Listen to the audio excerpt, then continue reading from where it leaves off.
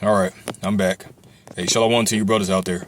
All praises to the Most High, His only begotten Son and the Holy Spirit, the God of Abraham, Isaac, and Israel. Salutations to the 1/3 and the 144.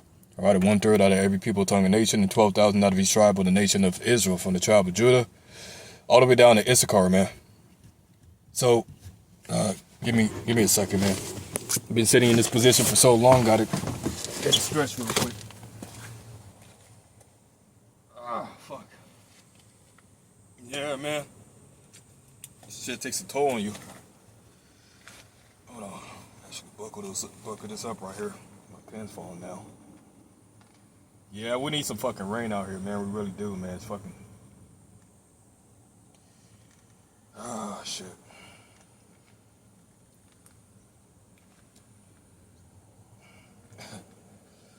Shit, man. Car's kind of busted. That's the way the Lord, He made it. My baby girl. No matter how ugly she looks on the outside, she's beautiful on the inside. And that's all that matters. Alright. Alright, cool. Yeah, my bad. Slack you. Have to get a stretch real quick. So, I'm still in the book of First Kings. Pretty much just to summarize what we're going into, I was talking about Solomon. And how Solomon was the rightful heir of King David. So, like I said, why couldn't King David build a temple? Because he was a bloody man. He was an Alishaja. He was a man of war. You know, he was a man after the Lord's heart. And so when he conquered all the nations, the Lord, He told Solomon, He told Nathan to go tell David that Solomon was going to build a temple. You know, and so we're at the point where Solomon, he's beginning to build. He's getting all these stuff from Hiram. He's getting, he takes the daughter of Pharaoh and makes a pact with her. He gives her house, and he's pretty much building. So this is First Kings chapter 9 and verse. I'm gonna start at verse 15. It says, "And this is the reason of the levy which King Solomon raised, for to build a house of the Lord, and his own house, and Milo, and the wall of Jerusalem, and Hazar, and Megiddo, and Gezer. For Pharaoh king of Egypt had gone up and taken Gezer, and burned it with fire, and slain the Canaanites that dwelt in the city, and given it for a present unto his daughter Solomon's wife. And Solomon built Gezer, and Bethhoron, the Netter, and Baalath, and Tadmor in the wilderness of the land.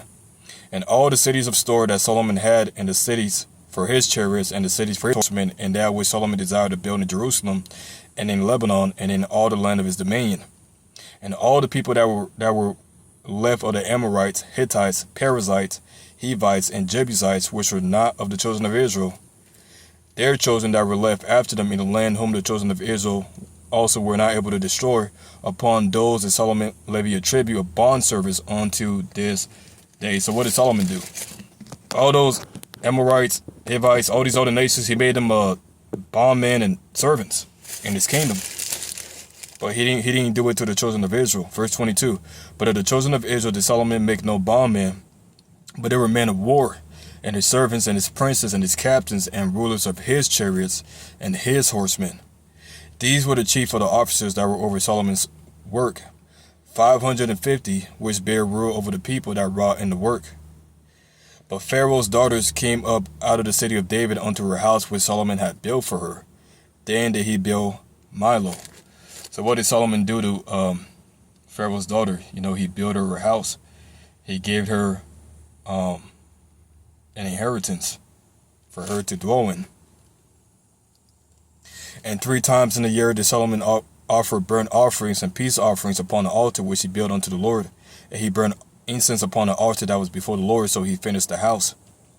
And King Solomon made a navy of ships in Ezion Geber, which is beside Eloth, and on the shore of the Red Sea in the land of Edom. And Hiram sent in the navy of his servants, shipmen that had knowledge of the sea, with the servants of Solomon."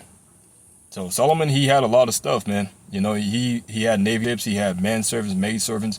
Pretty much the Lord, He blessed him with everything. Because when we go back to the prayer that Solomon prayed to the Lord, he didn't ask for the life of his enemies. He didn't ask for a long life. He just asked for the Lord to give him that understanding and wisdom to judge his people. For who can judge so great a people? And the Lord was well pleased with that. He's like, well, since you didn't ask this, you didn't ask for a long life, you didn't ask for riches, guess what? I'm gonna increase you in everything. I'm gonna multiply that, which you didn't ask. I'm gonna add on to the things that you asked. You see? So it's safe to say Solomon was a rich man, a righteous king. First chapter 10. And when the queen of Sheba heard the fame of Solomon concerning the name of the Lord, she came to prove him with hard questions. And she came to Jerusalem with a great train, with camels that bare spices, and very much gold, and precious stones. And when she was come to Solomon, she communed with him with all that was in her heart. And Solomon told her all her questions. There was not anything hid from the king which she told her not. Right, because Solomon, he was so great that even Sheba had to come from a far country. Man, she's like, man, I gotta go see what's all this hype about this king is all about. You know, why is everybody saying this about this king? Why is everybody talking about him? You know, so she comes and she starts inquiring him of certain questions, man. She's seeing everything that he has, his riches, his navy of ships. She's seeing his the house that he built. He's seeing how prosperous his people are. She's seeing all these things, man. You know?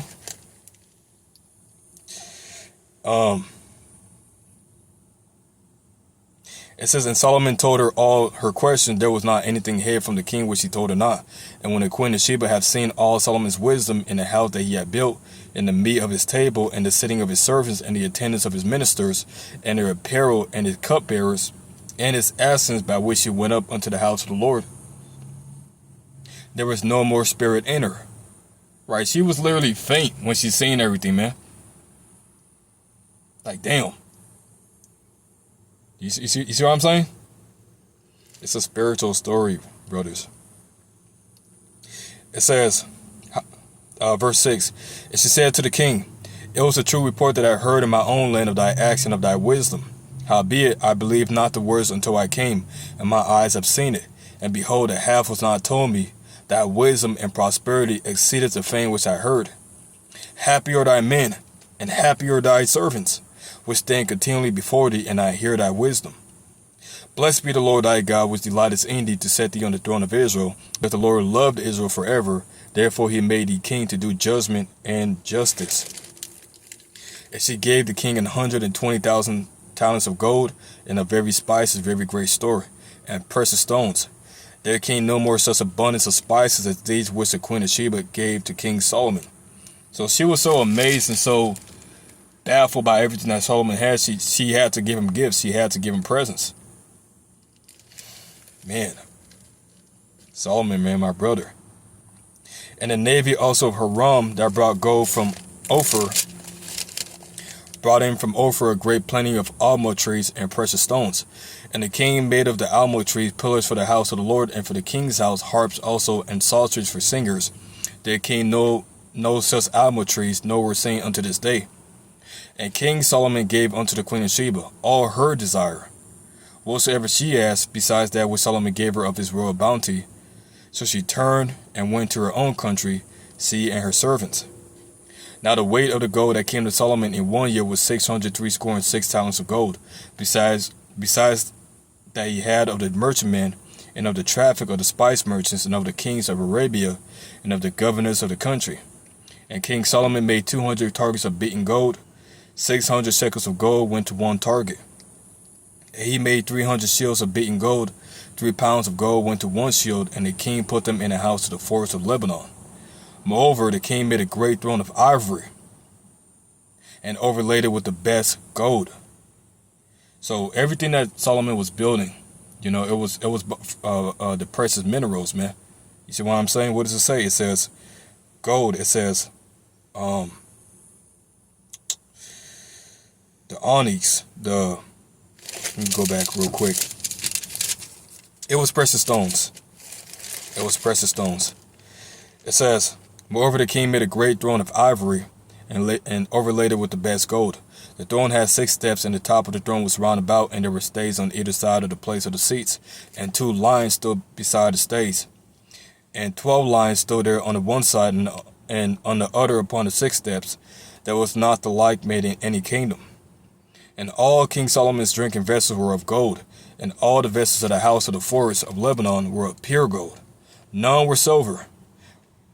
It was nothing accounted of in the days of Solomon. For the king had a navy, had to see a navy of Tarshish with the navy of Hiram. Once in 3 years came the navy of Tarshish, bringing gold, silver, ivory, apes, and peacocks. So King Solomon exceeded all the kings of the earth for riches and for wisdom. And all the earth sought to Solomon to hear his wisdom, which God had put in his heart. And it brought every man his present vessels of silver, and vessels of gold, and garments, and armor, and spices, and horses, and mules, and a rate year by year. And Solomon gathered together chariots and horsemen, and he had 1,400 chariots, and 12,000 horsemen, with whom he bestowed in the cities for chariots, and with the kings at Jerusalem. And the king made silver to be in Jerusalem as stones, and cedars made he to be as sycamore trees that were in the vale for abundance. And Solomon had horses brought out of Egypt and linen yard.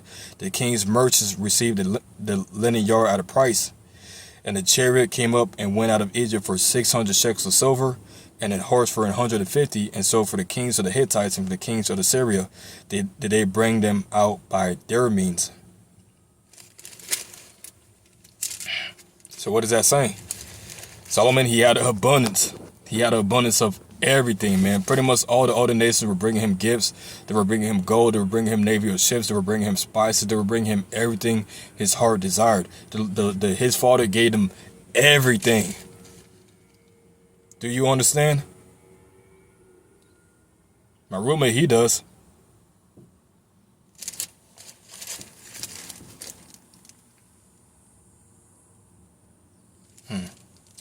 First Kings chapter 11. Now this is going to go into Solomon's love for many women. It says, but King Solomon loved many strange women, together with the daughter of Pharaoh, women with the Moabites, Ammonites, Edomites, Sidonians, and Hittites, of the nations concerning which the Lord said unto the children of Israel, you shall not go in unto them, neither shall they come in unto you, for surely they will turn away your heart after their gods. Solomon clave unto these in love. Now let's think about it, right? Solomon, he loved he loved a lot of women. He loved a lot of women, man. He loved to get it on. He loved to have sex.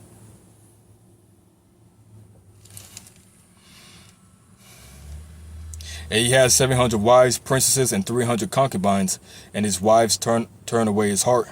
For it came to pass when Solomon was old that his wives turned away his heart after other gods, and his heart was not perfect with the Lord his God, as was the heart of David his father. Right, and it goes on to say how he went after these different gods, which ultimately led to the kingdom being split, with Jeroboam and Rehoboam. But you get the whole point. Solomon's kingdom is an eternal kingdom. It's not going anywhere. Let me see how much time I have. It's an eternal kingdom, man. So pretty much with that, all praises to the Most High, His only begotten Son, and the Holy Spirit. Salutations to the 1/3 and the 144. The 1/3 out of every people, tongue, and nation, and 12,000 out of each tribe of the nation of Israel, from the tribe of Judah all the way down to Issachar. Shalom, and stay strong. All right.